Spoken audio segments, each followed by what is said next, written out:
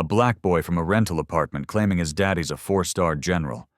That's the most ridiculous lie I've heard in 23 years of teaching. Mrs. Patricia Whitmore's voice cut through the classroom like a blade. 28 pairs of eyes turned toward the front. She stood there, mid-40s, white, wearing her signature flag pin on her cardigan, holding Lucas Hughes's assignment between 2 fingers like it was contaminated. Her face twisted with disgust. "Class, this is what happens when children value attention over honesty." She didn't whisper it. She announced it. Career Day morning at Jefferson Elementary, Arlington, Virginia, and parents filled the back of the room. Lawyers in suits, doctors in scrubs, a software engineer, a chef in whites, all of them watching as Mrs. Whitmore made an example of a 10-year-old black boy. Lucas sat frozen at his desk, his worn Nikes tucked under the chair. His hands gripped the edges of his seat. He'd written 3 paragraphs about his father. Every single word was true. What Mrs. Whitmore did next would destroy everything she thought she knew about power, about truth, about the assumptions she'd built a career on. She ripped the paper in half. The sound echoed. Students gasped. She ripped it again, and again. Pieces fell like snow onto Lucas's desk, onto his lap, onto his shoes. Then she crumpled them in her fist and walked to the trash can. She dropped them in. Pathetic. Comment where you're listening from. Subscribe to channel. Spatino. Let me tell you who Lucas Hughes really was. 10 years old, 4th grade, living in a modest 3-bedroom apartment in Arlington, Virginia, close enough to Fort Myer that you could hear the morning bugle if the windows were open. The Hughes family didn't advertise what they were. No military stickers on the car, no uniform photos on the walls, no flags or plaques or medals displayed in the living room. Security protocol. When you're the child of a 4-star general, you learn early that some truths stay private. Lucas had moved 8 times in his 10 years, 6 different schools. He'd spent birthdays without his father, Thanksgivings, Christmases. Deployments meant months of silence, of wondering if Dad was safe, of watching Mom try to be both parents while working 12-hour shifts as a pediatric surgeon at Walter Reed. But here's what nobody knew. Lucas Hughes wasn't just resilient. He was brilliant. He read at a 9th grade level. He spoke conversational Korean from living in Seoul for 2 years. He understood military strategy better than most adults because he'd grown up listening to his father talk about leadership, about service, about sacrifice. He knew the difference between a 2-star and a 4-star general. He knew what those ranks meant. He knew his father had earned every single one of those stars. And he knew that when he wrote his career day assignment, every word was the truth. Mini cliffhanger. The night before career day, Lucas sat at the kitchen table working on his assignment. His father was in Korea. Strategic planning meetings, classified. Lucas didn't know the details, just that Dad had been gone for 3 weeks and wouldn't be back in time for the presentation. His mother, Dr. Angela Hughes, stood at the counter making coffee in her scrubs. She had early surgery the next morning. "What are you writing, baby?" "About Dad." Lucas looked up. "Mrs. Whitmore said we should write about what our parents do and why it matters." Angela walked over and read over his shoulder. Her hand went to her mouth. "Lucas, it's all true, Mom." "I know it is, sweetheart. But you know how your father feels about keeping a low profile." "But everyone else gets to be proud of their parents." Lucas's voice cracked. "Tyler Bennett gets to talk about his dad meeting senators. Sophia Wilson talks about her mom. Why do I have to hide?" Angela sat down next to him. She took his hands in hers. "You don't have to hide, but you need to understand that some people won't believe you. They'll look at where we live, at how we keep to ourselves, and they'll make assumptions. They'll think you're exaggerating. But I'm not. I know, baby, I know. What Lucas didn't know was that his teacher had already decided he was a liar. Before he even turned in the assignment, before he even read it aloud. Mrs. Whitmore had looked at Lucas Hughes, black, from a rental apartment, shoes a little worn, no social connections in the PTA, and she'd decided that whatever he wrote would be fantasy. That was her first mistake. Jefferson Elementary served everyone. Military families rotating through Fort Myer. Diplomat kids whose parents worked at embassies downtown. Immigrant families. Working-class families whose parents cleaned the buildings where policy got made. It was supposed to be a place where every child mattered. But Mrs. Patricia Whitmore had taught there for 23 years. And in those 23 years, she'd developed a very clear sense of who was telling the truth and who was seeking attention. She knew what generals' families looked like. They lived in nice houses in McLean or Alexandria.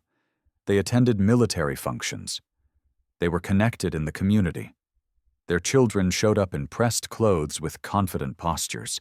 They didn't live in modest apartments. They didn't keep quiet. They didn't look like Lucas Hughes. Every day, Lucas watched her treat students differently. When Tyler Bennett talked about his father's lobbying firm, Mrs. Whitmore's face lit up. How impressive, Tyler. Public service is so important. When Sophia Wilson mentioned her mother cleaned the Capitol building, Mrs. Whitmore's smile went tight. That's nice, Sophia. Now, let's open our textbooks. When Marcus Johnson, a black kid whose dad drove trucks, said his father worked hard, Mrs. Whitmore nodded without looking up. Page 42, everyone. Lucas saw the pattern. He wasn't stupid. He knew that some kids got believed and celebrated, while others got dismissed. It usually depended on skin color and how much money their parents made. But he thought if he just told the truth, if he just wrote it clearly, she'd have to believe him. He had no idea how wrong he was. Mini cliffhanger. Career Day morning arrived with unusual excitement. Parents filed into room 204 at 8:30. Mrs. Whitmore greeted each one with varying levels of enthusiasm. The lawyer got a firm handshake and bright smile. The chef got a polite nod. The nurse got a quick, "Thank you for your service," before Whitmore turned to arrange chairs. Lucas sat at his desk checking his phone every 30 seconds. His father had texted at 6 a.m. "Landed. Catching up on sleep. See you at school by 10. Proud of you, son." 2 more hours. Lucas just had to make it 2 more hours. "Class?" Mrs. Whitmore clapped her hands.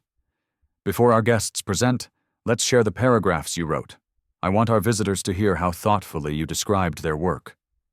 One by one, students stood and read. Tyler Bennett talked about his father's lobbying firm and the important bills they influenced. Mrs. Whitmore beamed like he'd won a Nobel Prize. Sophia Wilson talked about her mother's cleaning work, how she took pride in making buildings shine. Mrs. Whitmore offered a tight smile and moved on quickly. Not important enough. Not impressive enough. Then she called on Lucas. "Lucas Hughes, you're next." Lucas stood. His paper shook slightly in his hands. He cleared his throat and began reading in a voice that tried to be steady, but came out small. "My dad is a 4-star general in the United States Army. He has served our country for 32 years in places like Iraq, Afghanistan, and Korea. He helps make important decisions to keep America safe." Mrs. Whitmore's expression changed immediately. Her smile vanished. Her eyes went cold. Lucas kept reading, his voice gaining a little confidence. "There are only about 40 4-star generals in the whole military. My dad worked his way up from 2nd lieutenant. He says leadership means serving others, not yourself." "Stop." The word cut through the classroom like a gunshot. Every student froze. Parents looked up from their phones. Lucas's hands started shaking harder. "Stop right there, Lucas. Come here, please." Lucas walked to the front of the room on legs that felt like water.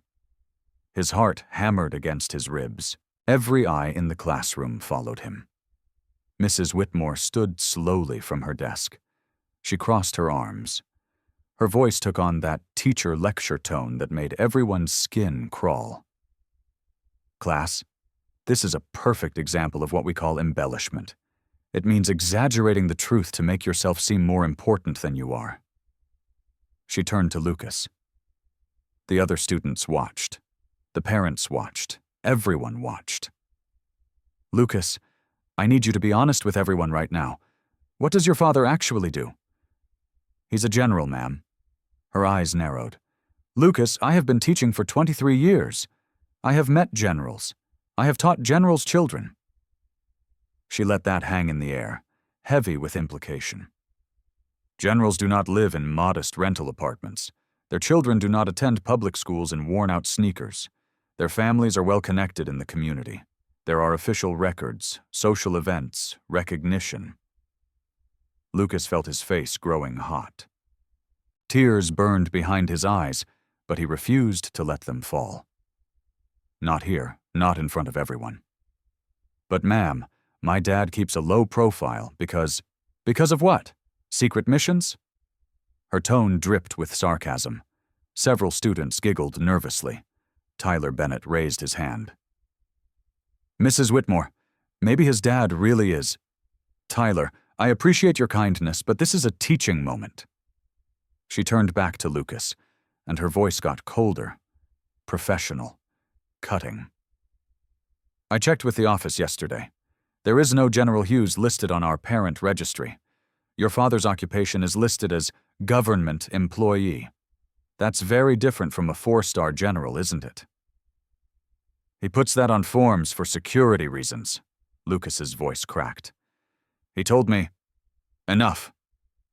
The classroom jumped at her raised voice. "You will sit down right now. You will rewrite this assignment with the truth.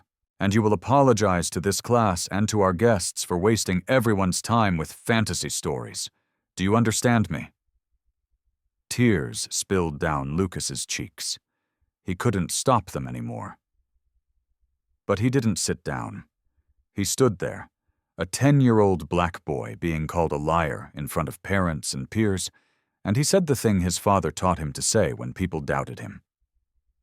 "My dad didn't raise a liar, ma'am." The room went completely silent. Mrs. Whitmore's face flushed red.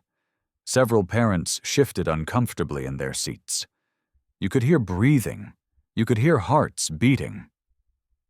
"What did you just say to me?" "My dad is a general. He's flying back from Korea. He'll be here at 10:15.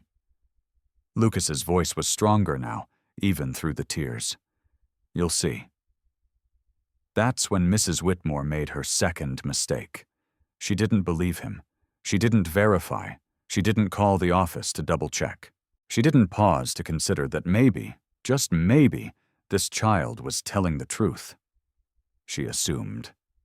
Mini cliffhanger. "To the principal's office. Now." Deshaun Williams, Lucas's best friend, stood up from his desk. "But Mrs. Whitmore, Lucas isn't lying. I've seen..." "Deshaun, sit down before you join him." Deshaun sank back into his chair, shooting Lucas an apologetic look. Lucas grabbed his backpack.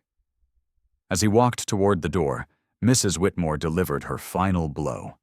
She said it loud enough for everyone to hear, loud enough to make sure it landed, loud enough to destroy him. "Class, let this be a lesson. Honesty and humility are virtues we cherish. Making yourself seem more important than you are, especially when you come from certain backgrounds, is the opposite of character." She paused, letting her words sink in. There is no shame in being ordinary. The shame is in lying about it, especially when you come from a community that already struggles with stereotypes about honesty. Every parent heard it. Every student heard it. The implicit racism in her words hung in the air like smoke. She'd just told an entire classroom that black children from modest backgrounds couldn't be trusted, that they exaggerated, that they lied to seem special. And nobody stopped her. Lucas walked out of that classroom with his head down, tears streaming, destroyed in front of everyone who mattered. What Mrs. Whitmore didn't know, what she couldn't have known because she never bothered to verify, was that 3 black SUVs were already en route to Jefferson Elementary. That the Fort Myer Protocol Office had called Principal Hayes 30 minutes earlier to confirm security arrangements. That a 4-star general in full dress uniform was about to walk through her classroom door. And when he did, everything she thought she knew about Lucas Hughes, about truth, about the assumptions she'd built a career on, would shatter like glass. That was her biggest mistake. The hallway felt longer than usual. Lucas walked slowly toward the principal's office, his sneakers squeaking against the polished floor. Behind him, he could hear Mrs. Whitmore's voice resuming the career day introductions, as if nothing had happened. As if she hadn't just humiliated him in front of everyone. He pulled out his phone. Still no new messages from his dad. Probably still sleeping after that 14-hour flight from Korea. Lucas thought about texting him, about telling him what just happened. But what would he say? That his teacher called him a liar? That nobody believed him? His dad had enough to worry about. Lucas didn't want to seem weak. He slipped the phone back into his pocket and kept walking. Through the main office window, Lucas spotted Principal Hayes on the phone. She was nodding seriously, her expression focused. She glanced at a folder on her desk, then looked up and made eye contact with Lucas through the glass. Her eyes widened slightly, like she recognized him, like she knew something. But she was mid-conversation, so she just gave him a small nod and returned to her call. Lucas wondered if Mrs. Whitmore had already called ahead to complain about him. Mini cliffhanger. Vice Principal Thornton handled the meeting. Principal Hayes was still on that phone call, her office door closed. Mr. Thornton was a white man in his 50s who'd been at Jefferson Elementary for 15 years. He wore khakis and a blue polo shirt with the school logo. He had the kind of face that always looked slightly disappointed. "Sit down, Lucas." Lucas sat in the chair across from Thornton's desk. It was too big for him. His feet barely touched the floor. "So," Thornton began, opening a folder. "Mrs. Whitmore tells me you disrupted class and refused to correct false information in your assignment." "Sir, it's not false. My dad really is—" "Lucas." Thornton held up a hand. "I pulled your file.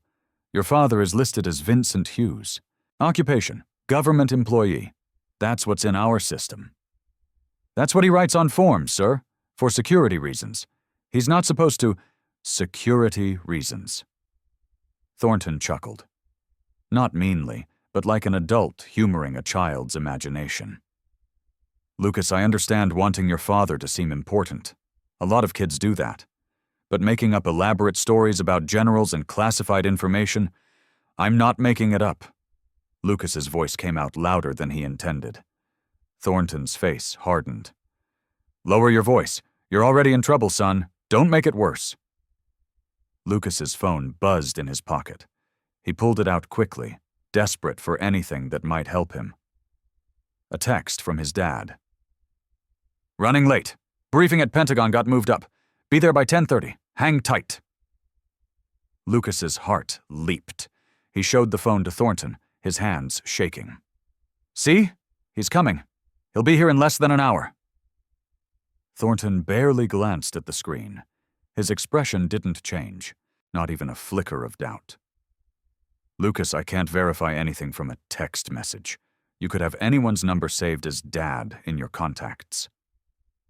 The dismissal in his voice made Lucas's stomach drop. "But here's what's going to happen." Thornton leaned forward, elbows on his desk. "You're going to return to class. You're going to apologize to Mrs. Whitmore for being disrespectful. You're going to rewrite that assignment with truthful information, and then we're going to move forward. Understood? Lucas felt his hands beginning to shake. You don't believe me. I believe you want attention, Lucas. I understand that impulse. Kids from single-parent homes or families where parents work multiple jobs sometimes create stories to feel special. It's a cry for help, really. My parents are married. My mom's a surgeon at Walter Reed. My dad. That's enough. Thornton stood, his chair scraped against the floor. Return to class right now, or I will call your parents in for a formal disciplinary conference.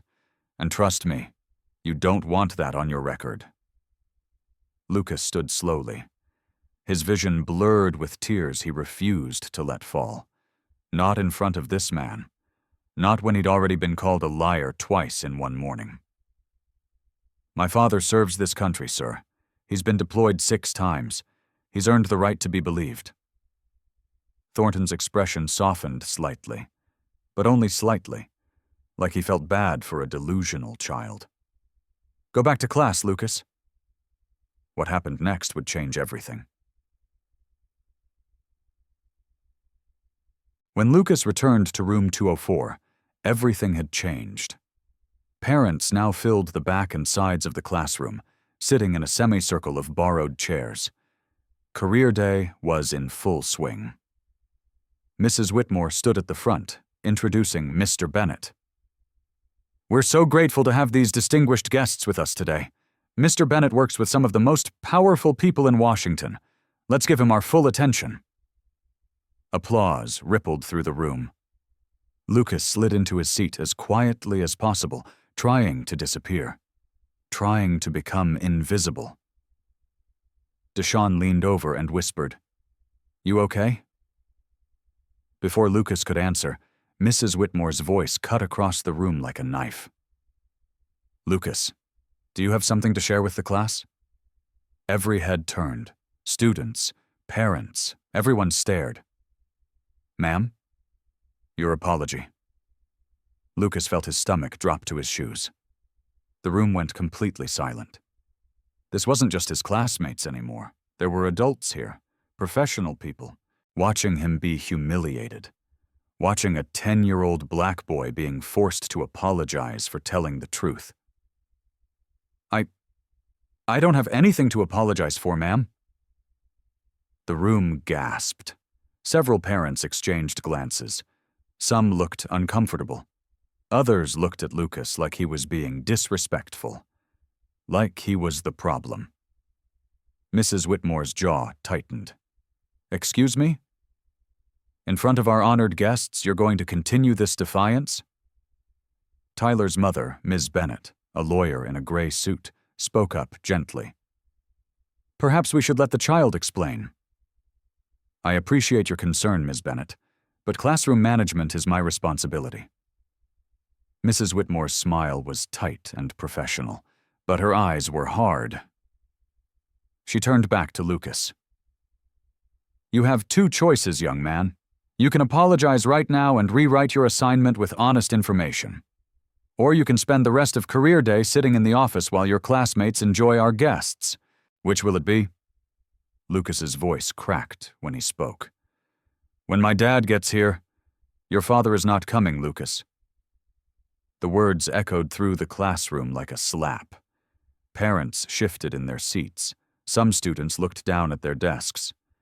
Mrs. Whitmore continued, her voice taking on a tone of forced patience. The kind adults use when they're trying to be kind while destroying you. Sweetheart, I understand this is hard, but the truth is your father probably works a regular government job. Maybe at the VA, maybe at a military base doing paperwork. Those are perfectly respectable positions. She walked closer to his desk. Every step felt like a hammer. But you've created this fantasy about generals in Korea and important decisions because you're embarrassed. I get it.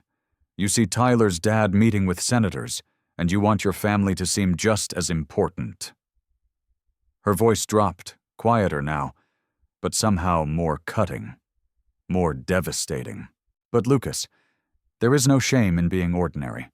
The shame is in lying about it, especially when you come from a community that already struggles with stereotypes about honesty. Ms. Bennet stood up. Mrs. Whitmore, I really don't think— Please, Ms. Bennet, sit down. The lawyer sat slowly, her expression troubled. Like she wanted to say something but didn't know how. Like she was watching something wrong happen, but felt powerless to stop it. Deshawn muttered under his breath, This is so messed up. What was that, Deshawn? Nothing, ma'am. Deshawn Williams, I heard you. Office, now. But I didn't. Now. Deshawn grabbed his backpack and walked out, giving Lucas one last look of solidarity before disappearing into the hallway. Lucas was alone now, completely isolated in a room full of people. Mrs. Whitmore stood over him, arms crossed, waiting for his apology. The other parents looked away, uncomfortable, but unwilling to intervene. Nobody was coming to help him. Nobody was going to stand up for him. The clock on the wall showed 9:28 a.m. His father would arrive in approximately 1 hour. But right now, in this moment, Lucas Hughes had never felt smaller in his entire life. Mini cliffhanger. He looked down at his desk, at the empty space where his assignment had been before she tore it up. His hands gripped the edge of the desk until his knuckles went pale. And then he did something that surprised everyone, including himself. He stood up. Ma'am, he said quietly, my name is Lucas Hughes. My father is General Vincent Hughes. He's a 4-star general in the United States Army. He served for 32 years. And when he gets here, you're going to owe me an apology. Mrs. Whitmore's face flushed deep red. Sit down. No, ma'am. The room held its breath. Lucas Hughes, if you do not sit down right now. The classroom door opened. Principal Hayes stepped inside, slightly out of breath, her face flushed. She looked directly at Mrs. Whitmore, and her voice left no room for argument. Mrs. Whitmore, hallway. Immediately. The tone of her voice made it clear this wasn't a request. It was an order. Mrs. Whitmore blinked in surprise. Principal Hayes, I'm in the middle of— Now, Patricia. Every parent in the room noticed the use of her first name. That never happened. Principal Hayes didn't do that. Not in front of students. Not unless something was seriously wrong. Mrs. Whitmore followed Principal Hayes into the hallway. The door closed behind them with a soft click that sounded like thunder. Through the small window in the door, students could see them talking. Principal Hayes's face was serious, more serious than anyone had ever seen. Mrs. Whitmore's expression shifted from confusion to shock to something that looked like fear. Lucas sat back down, his heart pounding so hard he could hear it in his ears. Whatever was happening out there, it had to do with him. The clock ticked forward. 9:30 a.m. What happened next would destroy Mrs. Patricia Whitmore's entire world view. In the hallway, Principal Hayes kept her voice low but firm, the kind of low that meant she was controlling her anger with great effort. Patricia, we have a situation. Mrs. Whitmore crossed her arms defensively. If this is about Lucas Hughes, I was simply maintaining classroom standards. The boy was clearly— I just spent 20 minutes on the phone with Fort Myers Protocol Office. The words hung in the air like a bomb that hadn't exploded yet. Mrs. Whitmore blinked. Protocol Office? Yes. They called because we have a very distinguished visitor arriving at our school. Hayes pulled out her phone, showing Whitmore an email. They needed to confirm our security clearances, parking arrangements, and whether we could accommodate a security detail. Mrs. Whitmore's face went pale. Security detail? For career day? For Lucas Hughes's father. The hallway seemed to tilt. Everything went quiet except for the sound of Mrs. Whitmore's heart hammering in her chest. "Lucas. Lucas Hughes?" "Yes, Patricia." Principal Hayes's voice was ice. "The 10-year-old boy you publicly humiliated this morning for supposedly lying about his father being a 4-star general." "Oh my God." "The boy you sent to my office? The boy whose assignment you tore up? The boy you accused of making up stories because of where he lives and how he looks?" Mrs. Whitmore's hand went to her mouth. She couldn't breathe. Couldn't think. I thought he was exaggerating. He lives in that modest apartment complex. The father isn't on any social registers. There was no indication. Because senior military officials maintain low profiles for security reasons. Principal Hayes had never raised her voice at a teacher in 15 years of administration, but she was raising it now. "I have spent the last half hour on the phone with a very polite but very firm aide explaining why a 4th grader was called a liar for telling the truth about his father's service." Through the hallway windows, both women could see movement outside. 3 black SUVs pulled into the school's front circle. Men in dark suits stepped out first. Secret Service or military security. Hayes wasn't sure which. They moved with practiced precision, scanning the area with the kind of efficiency that said they'd done this 1,000 times before. Then from the center vehicle, a man stepped out. He was tall, dignified, wearing full military dress uniform. The dark blue jacket was immaculate.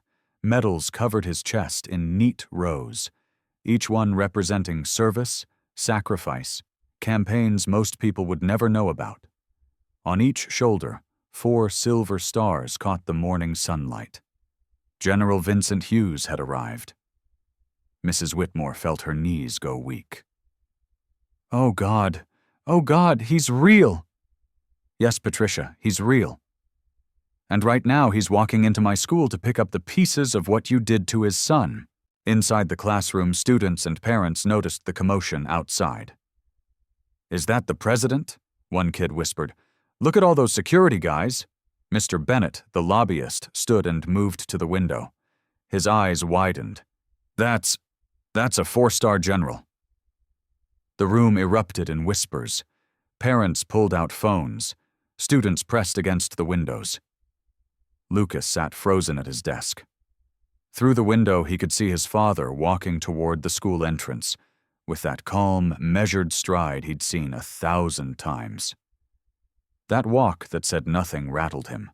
Nothing scared him. His dad was here. In uniform. Everyone was about to see the truth. Mini cliffhanger.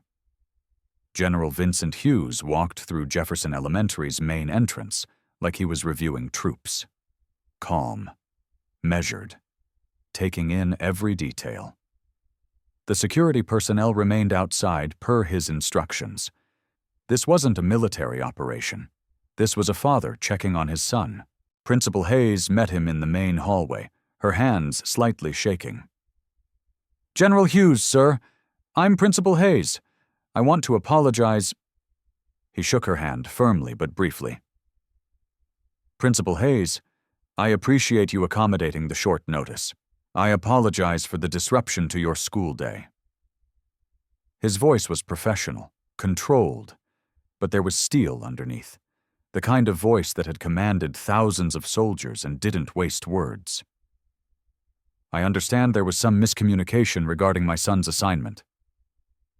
Behind Hayes, Mrs. Whitmore stood frozen, her face the color of chalk. General Hughes's eyes moved to her. Not angry, just assessing. The way a commander assesses a situation before deciding how to handle it.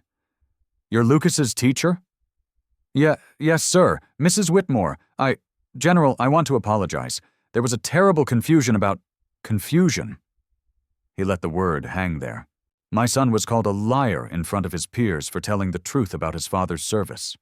Where exactly was the confusion?" Mrs. Whitmore had no response. Her mouth opened, but no words came out. General Hughes continued, his voice quiet but cutting like a scalpel. Ma'am, I've spent 3 decades leading soldiers. One thing I've learned in that time, assumptions about people based on how they look, where they live, or what you think they should be, those assumptions are usually wrong, and they're always dangerous. He adjusted his uniform jacket slightly. The medals caught the light. Each one told a story of sacrifice Mrs. Whitmore would never understand. I've commanded troops in combat zones. I've briefed presidents and foreign ministers. I've made decisions that affected thousands of lives. But right now, the most important thing I need to do is check on my 10-year-old son, who was humiliated for telling his truth. His eyes never left hers. Where is Lucas? The classroom door opened. Principal Hayes entered first, her professional smile not quite hiding the stress in her eyes. Class, we have a very special guest joining us for Career Day. Mrs. Whitmore followed, looking like she might be sick. Then General Vincent Hughes stepped through the doorway.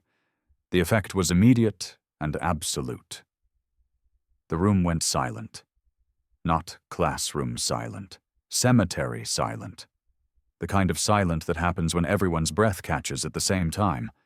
Every parent stood without thinking.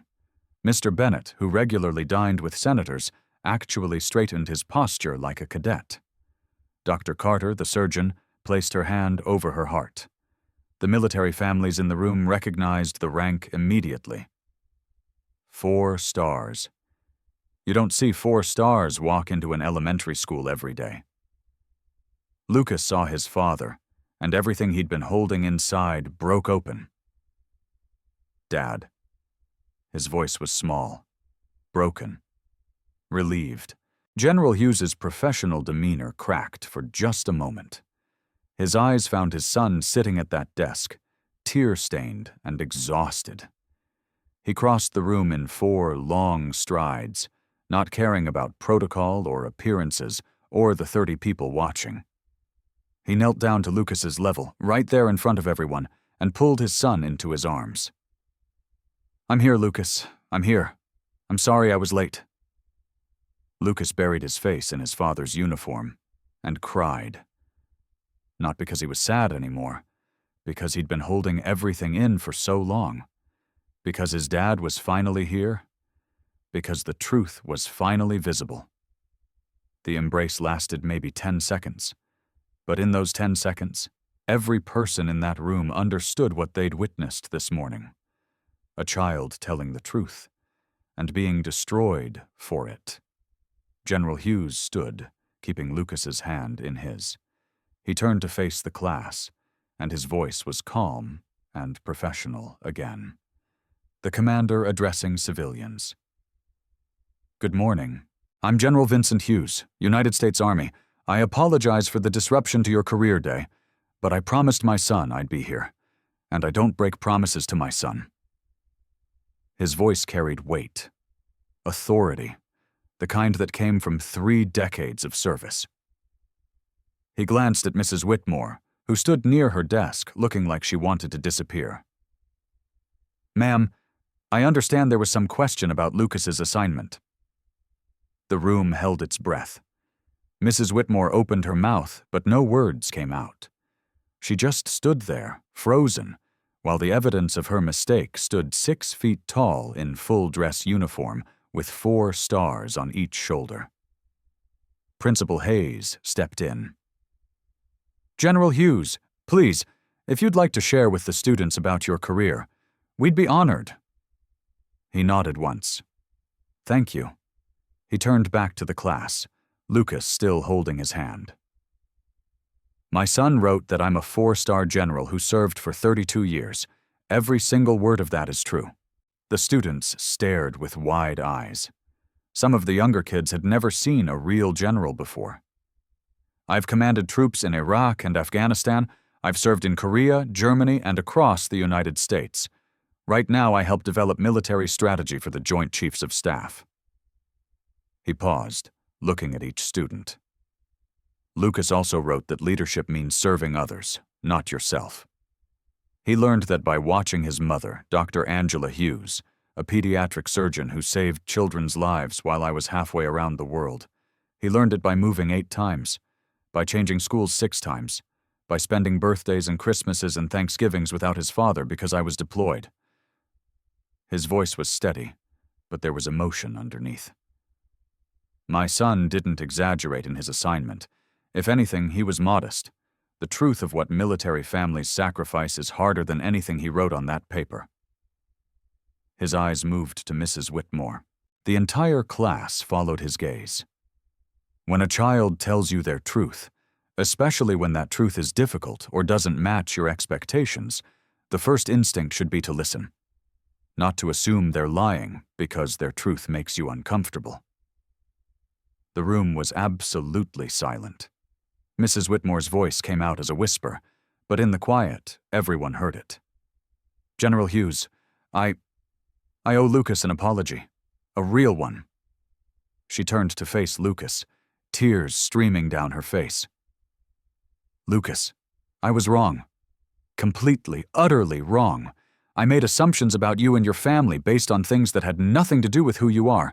I judged you. I didn't listen to you. I didn't believe you, and I hurt you. Her voice broke. You deserved so much better from me. You deserved to be believed. I am so sorry. Lucas looked at his father, who gave him a small nod. Your choice, son. Lucas took a breath. When he spoke, his voice was steady, stronger than it had been all day. Mrs. Whitmore, my dad says everybody makes mistakes. He says the important thing is what you do after you make them. The wisdom in those words, coming from a 10-year-old who'd been humiliated hours earlier, hit everyone in the room. Maybe you could, believe kids more, even when their stories sound too big to be true. Mrs. Whitmore wiped her eyes. I will, Lucas. I promise I will. What happened next changed everything. Deshawn was brought back from the office. General Hughes shook his hand and thanked him for standing up for Lucas. That took courage, young man. Never lose that. Tyler Bennett approached Lucas afterward. I'm sorry I didn't say more earlier. That was really brave what you did. Other students gathered around Lucas, not with pity now, but with respect, with understanding, with the knowledge that he'd stood in his truth even when everyone doubted him. Mr. Bennett, the lobbyist, approached General Hughes. Sir, I work with members of Congress every day. What you said about listening first, I needed to hear that too. Ms. Wilson, who cleaned the Capitol building, shook the general's hand with tears in her eyes. Thank you for what you said about service. Every kind. Principal Hayes made an announcement to the class that would echo through Jefferson Elementary for years. Effective immediately, this school will be implementing comprehensive implicit bias training for all staff members. What happened this morning should never happen again. Mrs. Whitmore nodded, her hand over her heart. I'll be the first to sign up. Then the general did something unexpected. From his pocket, he pulled out a small gold coin, a command coin from his unit. These were traditionally given for exceptional service. He placed it in Mrs. Whitmore's hand. I'm not giving you this for what happened this morning, ma'am. I'm giving it to you for your apology. That took real courage. Use it to remember that growth comes from our mistakes, not our successes. Mrs. Whitmore clutched the coin, nodding, unable to speak through her tears. For the next 20 minutes, General Hughes gave a presentation about military service, leadership, and sacrifice.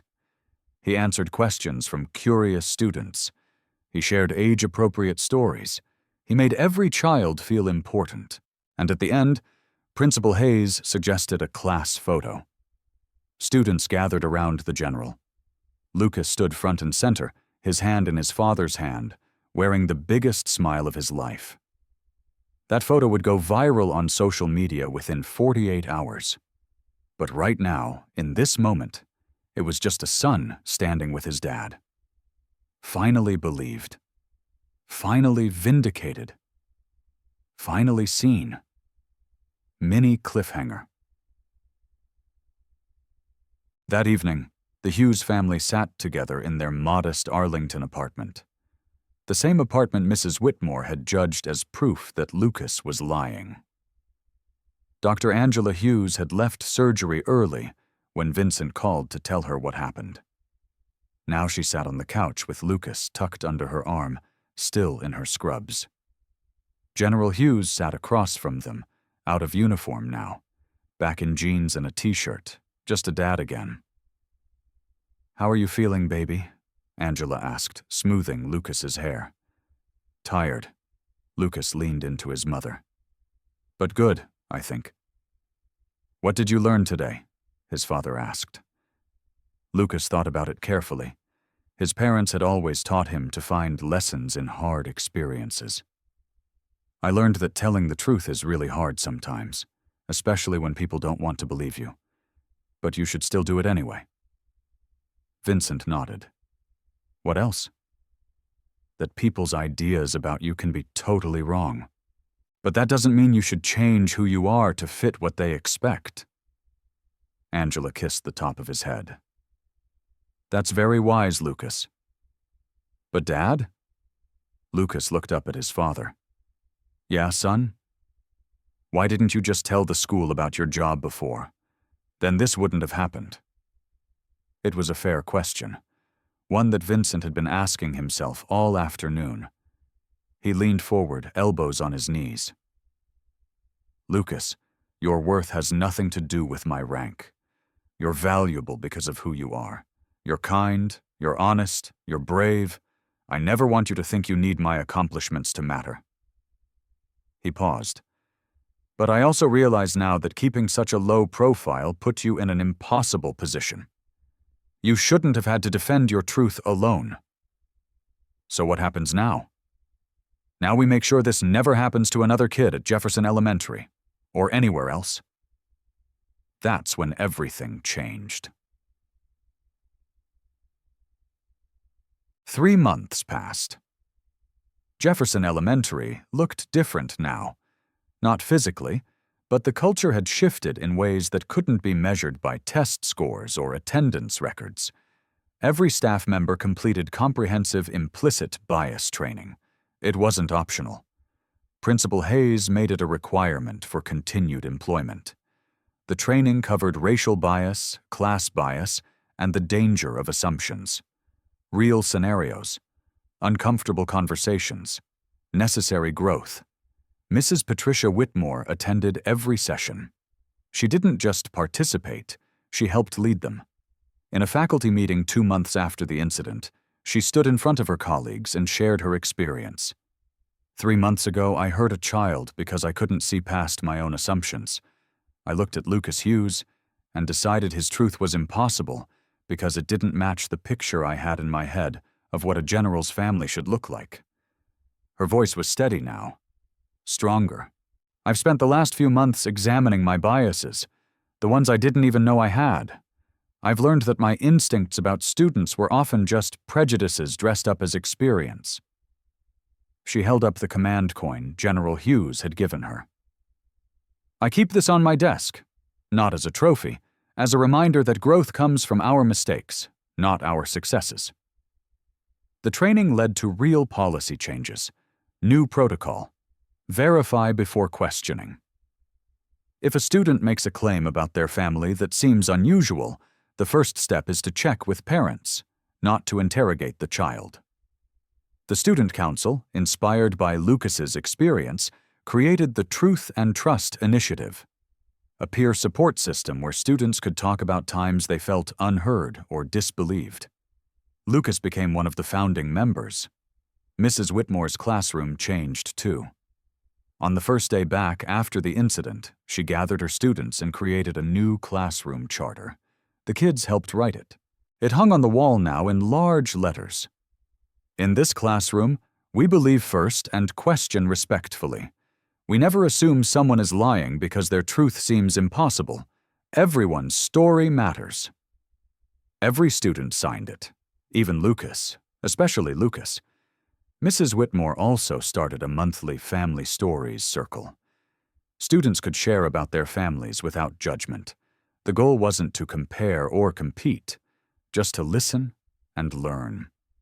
During one session, Sophia Wilson talked about how her mother took pride in her cleaning work at the Capitol building, how she knew every hallway and office, how senators sometimes asked her advice about the building's history. Mrs. Whitmore listened differently now. She heard the pride in Sophia's voice, instead of dismissing it as less important than other careers. Deshaun talked about how his dad could diagnose car problems just by listening to the engine, how he'd built his small mechanic shop from nothing. Tyler Bennett surprised everyone by saying his dad's lobbying job seemed less important after meeting General Hughes, that he'd started thinking about what service really meant. And Lucas, he talked about military families, about sacrifice, about the kids who move constantly and miss their parents and keep going anyway. The class listened without interruption. That's what changed most. The listening. Mini cliffhanger. The viral photo spread faster than anyone expected. The image of General Hughes in full dress uniform, 4 stars visible, kneeling beside his 10-year-old son, while emotional students and parents looked on. The caption that went with it told the story. How a teacher had called a black student a liar for writing about his father's service, how she'd torn up his assignment, how she'd humiliated him publicly, and how a 4-star general had walked into that classroom to stand beside his son. News outlets picked it up. The story appeared on local news, then national broadcasts. Social media exploded with reactions. Some people focused on the racism, others on the classism, many on the courage it took for Lucas to stand his ground. But the most shared aspect was Mrs. Whitmore's apology and transformation. People were tired of stories where the antagonist faced consequences, but never changed. This was different. This showed redemption was possible. 3 months later, Mrs. Whitmore received invitations to speak at education conferences about implicit bias. She accepted some, declined others, but always emphasized the same message. I'm not a hero of this story. I'm the cautionary tale. But I'm proof that people can change if they're willing to do the hard work.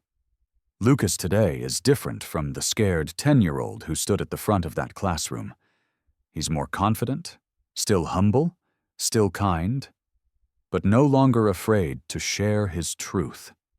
He started a peer mentoring program at Jefferson Elementary, where older students help younger ones navigate difficult situations. The first rule of the program: believe first. Question with kindness. His friendship with Deshaun grew stronger. Tyler Bennett became a regular at their lunch table. Even Sophia Wilson joined their group. They called themselves the Truth Squad, kids who committed to listening to each other's stories without judgment. General Hughes attended school events when his schedule allowed, not in uniform, just as Lucas's dad. He wanted his son to know he was proud of him for who he was, not what his father did.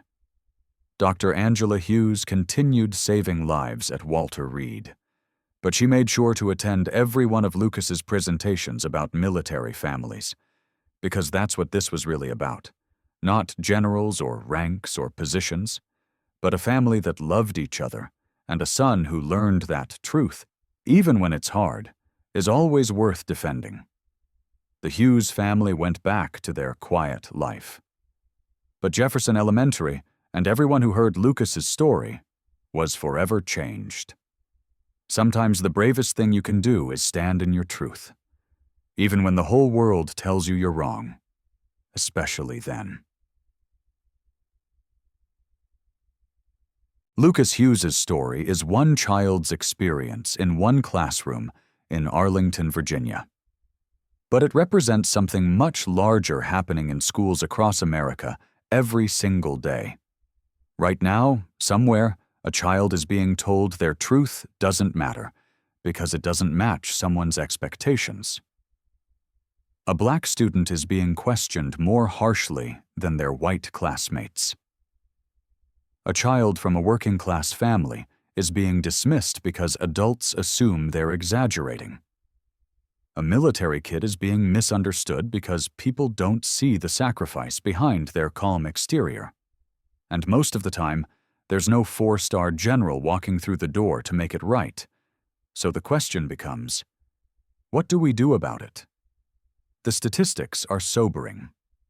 According to the U.S. Department of Education, black students are suspended or expelled at 3 times the rate of white students for the same infractions.